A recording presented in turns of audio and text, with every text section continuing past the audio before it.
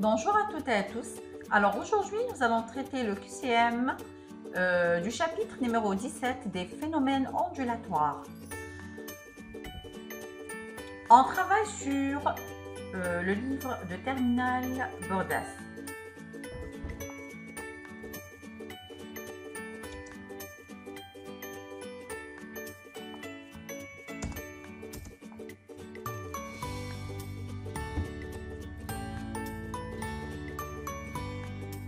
On commence par l'exercice numéro 1, niveau d'intensité sonore. Première question, le niveau d'intensité sonore correspondant à une intensité I égale 5,9 fois 10 à la puissance moins 7 watts par mètre au carré vaut 59 décibels, 132 décibels, 58 décibels. On commence par une petite révision. L'intensité sonore exprime la puissance par unité de surface transportée par onde sonore. I, c'est P sur S. Et I est donné en watts par mètre au carré. P, c'est la puissance sonore et S est la surface. Aussi, on a le niveau sonore en décibels qui est égal à 10 log I sur I0. Avec I, c'est l'intensité sonore en watts par mètre au carré. Et le I0 est donné par 1 fois 10 à la puissance moins 12 watts par mètre au carré. Alors, si j'applique la relation L 10 log 5,9 fois 10 à la puissance moins 7 sur 1 fois 10 à la puissance moins 12, je trouve 57,7, à peu près c'est 58 décibels. Et donc, la réponse est la A.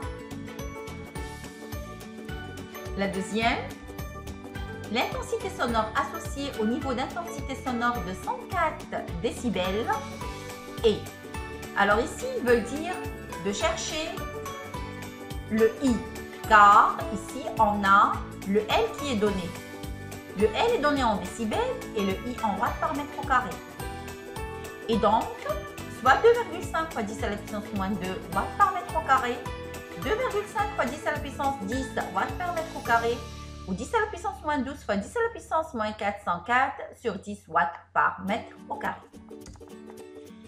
Alors, appliquons la relation L qui est 10 log I sur I0.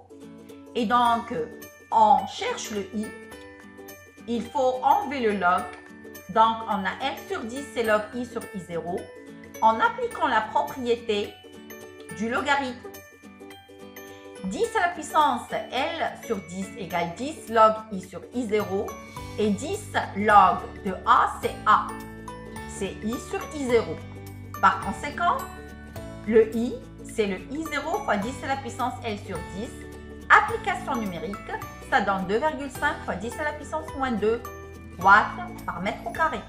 Et donc, c'est la réponse, la A.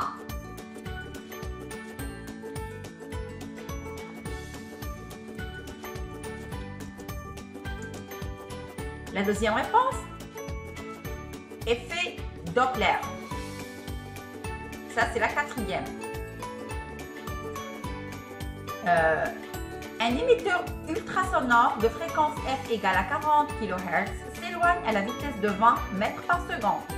La célérité du son vaut 340 mètres par seconde et la fréquence perçue, soit la A, la B, la C. Effet Doppler, ça veut dire qu'il y a un décalage. Le décalage de Doppler, ça veut dire qu'il y a un décalage de l'arrivée du son. Et ce décalage est exprimé par un décalage de fréquence qui est FR, l'arrivée, moins FE, qui est l'entrée. La relation finale, ΔF, c'est FR moins FE, qui donne FE, c'est la fréquence à l'entrée, fois V, qui est la vitesse de l'émetteur, divisé par C, qui est la vitesse de l'onde. Et par conséquent, on a le FR à la sortie égale FEV sur C plus FE qui donne 42,4. Et donc, c'est la réponse B.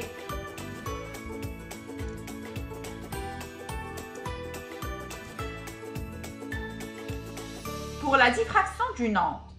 Troisièmement, identifier les photographies où le phénomène de diffraction se manifeste. Est-ce que c'est la A, c'est la B, c'est la C? Dans ce cas-là, on remarque qu'il y a ici une diffraction Et aussi, pour la C, il y a une diffraction. En revanche, B, il n'y a pas de diffraction. Donc, la réponse A et C. La fente a une largeur 2. Ils nous ont donné le lambda. Ils nous ont donné tous les données qui correspondent au schéma. Et donc, soit la A, soit la B, soit la C. Un petit rappel, la diffraction du nombre. Alors donc, le schéma, il se trouve dans le cours. Donc, on a la source d'une longueur d'onde lambda, la diffraction de ce rayon. Alors, ce fait suivant cette fente de largeur A. Et donc, ça donne un angle de réfraction qui est θ.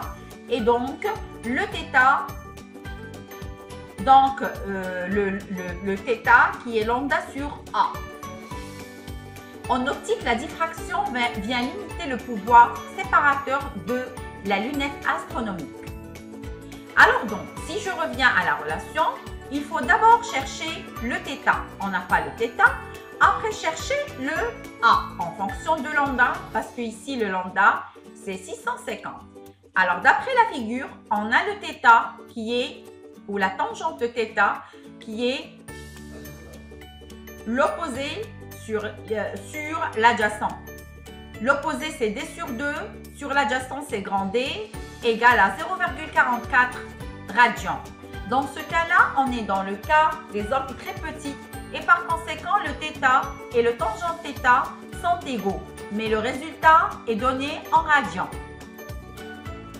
Ensuite, on calcule le A qui est donné en fonction de lambda sur θ. Et par conséquent, ça donne 1466,2 fois 10 à la puissance moins 9. Car le lambda ici, 650 nanomètres et le nanomètre, c'est 10 à la puissance moins 9. Alors, je reviens.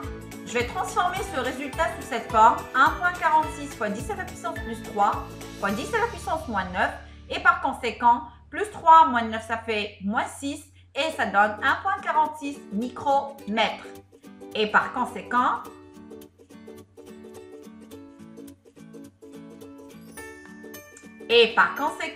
c'est la A. Micromètre, c'est 10 à la puissance mètre.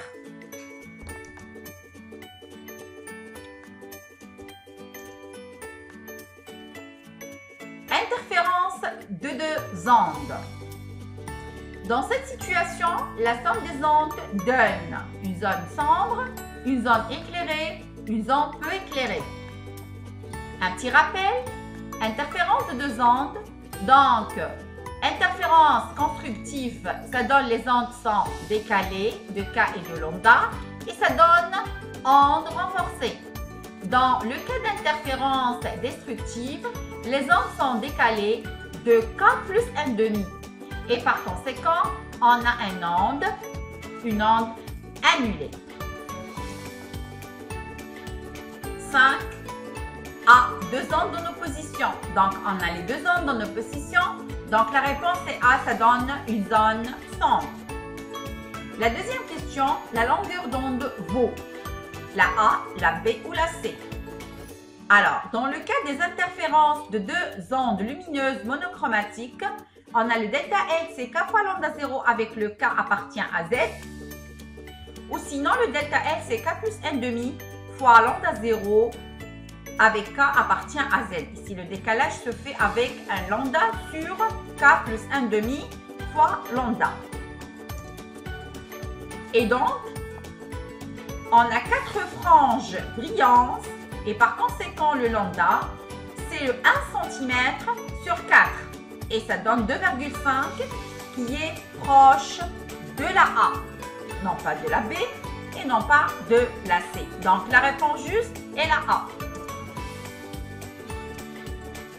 Je vous remercie pour votre attention. Au revoir.